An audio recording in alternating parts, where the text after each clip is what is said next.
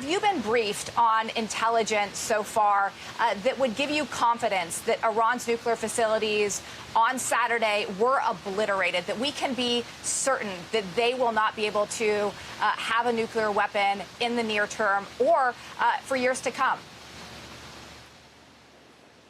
Well, we haven't had a briefing on that per se. We've had some communication from a single source, but keep in mind, one source is no source. I mean, you've got to have multiple sources verifying and so on. The other thing I think we need to understand, too, is image intelligence, surface video or photographs don't tell the whole story. So without having the verification of humans, we can sort of speculate and understand, too, the effectiveness of those weapons that were used on those targets, but still waiting for some sort of human verification of what the extent of the damage was there. But certainly there's been a very good disruption. We don't know what the timeline is, and if that means that it's been totally obliterated, we hope. But there's also some questions that still have yet to be answered.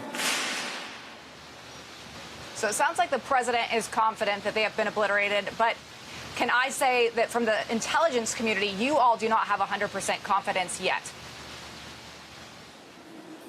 Well, again, we've seen single source information on that and can't go into the depth of that information.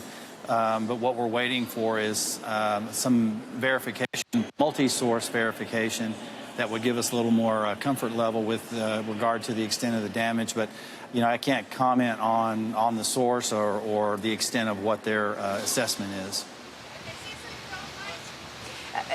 Congressman, can you give us insight into whose intelligence we're using for this? Is it U.S. intelligence or is it Mossad? Is it Israeli intelligence? Well, certainly we rely heavily on our own, on our ability to collect. But Iran is a denied area, so that does limit somewhat of the collection that we receive through various sources. So we do typically consume Israeli intelligence as well. So, I mean, it's a combination of the two.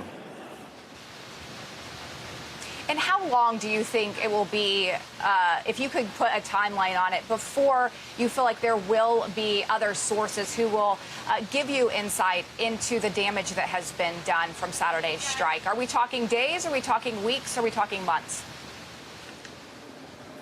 Well, yes. The answer to that is yes. We think we could have information in days. We don't know if we'll have full information in days. It could take weeks or it could take months. But that was over the weekend, huge strikes, inflicted a lot of damage. We know that, but we can't assess the full range of the damage just by image intelligence alone. And so collecting that information could take, as you suggested, days, weeks, months. There has been concern from some people in the intelligence community and others that perhaps Iran actually moved some of its uranium to other locations, knowing that their nuclear facilities were a target for Israel and potentially the U.S. before that strike on Saturday. Do you have anything to say that perhaps they did move that uranium to different locations? Well, I would say this, and I can't confirm that, but I would say that if I thought that someone was going to target my operation, I would probably move some of the vulnerable elements of that made that target a target. So it's kind of common sense to assume that with the advance notice that they had or perceived, that they would probably do something like that. But I can't comment on the extent of whether or not and where any of that material may have been moved to.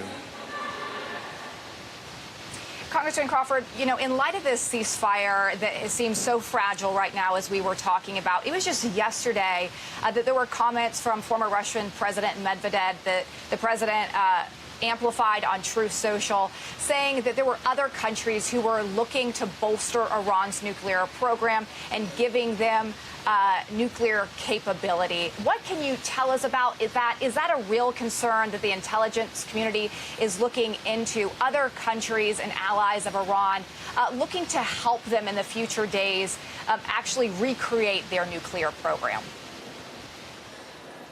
Well, just from the outside looking in, the comments that were made by Medvedev with regard to replacing Iran's capability, that's, I think, the word that caught my attention, replacing, which is almost an acknowledgement that they were at a point at which it justified Israel's actions and our supplement of that. So I think the verbiage that he used probably tells enough of a tale right there. But I don't think that any country is, and I think further what he said was they would not be replacing their nuclear capability, and I don't think that responsible countries have any interest in doing that. Now, are there others outside of Russia or China that possibly could? Certainly. I mean, we certainly would be concerned about potentially, North Korea stepping in and saying, hey, we'll help you shore up those weaknesses so you can be back in business quickly. Would they do that? I hope not, but we need to be prepared for that type of rhetoric at least, and certainly what action we need to take to prevent it. Congressman Rick Crawford, chairman of the House Intel Committee. Wish I had more time for you this morning, but really appreciate you helping our audience understand and hope to have you back when you have more intel to share on how effective these strikes were. Thank you, sir.